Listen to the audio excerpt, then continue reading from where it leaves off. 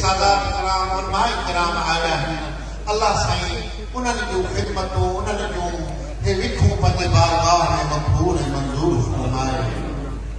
ॿिया ख़िदमतगार आहिनि जन हिते ख़िदमत कई आहे ऐं नगर फ़क़ीरनि जो तयारु कयो आहे ओजागर कया आहिनि इंशा अल्लाह मालिक उन्हनि खे बि न छॾींदो। रब्बुल आलमीन जेके बि हिते आया हो असांजी दुआ अथव त हिन दुनिया जी तंगी दुनिया जी तंग दस्ती ऐं ज़शान थी था वञूं पिया मालिक खां दुआ आहे त मदीने वारे साईं जे सदके मुर्शिदनि जे निस्बत जे मुहावे इहे फेरा घेरा हिन सुहिणी जमात खां रब माफ़ फरमाए। इन्हनि जे चेहरनि खे नूर सां चिमकाए निस्बत सां चिमकाए जेके महबूब जा आशिक़ आहिनि जा बेड़ा पार जनी हे मुसीबतूं असांजे लाइ आंदियूं आहिनि तूं उन्हनि खे दफ़ा फरमा। हिते आशिक़नि जो ख़ैर हुजे महबत वारनि जो ख़ैर हुजे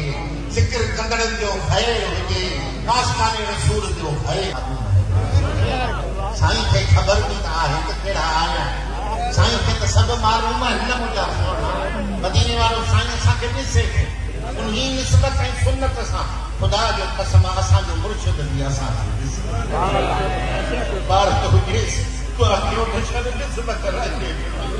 बुख न मारींदी महांगाई न मारींदी पेट बि मारींदी दुआ घुरो तो छड़ पेट बि को असांखे रब इंशा अल्लाह ताला घबरायो न वला तहज़नू وأنتم الأعلون إن كنتم مؤمنين ولا تهنوا ولا تهزنوا وأنتم الأعلون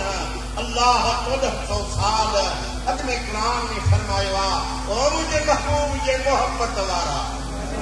ایمان والا پیر ہے کہ سائیں ساتھ سبق رکھنے والا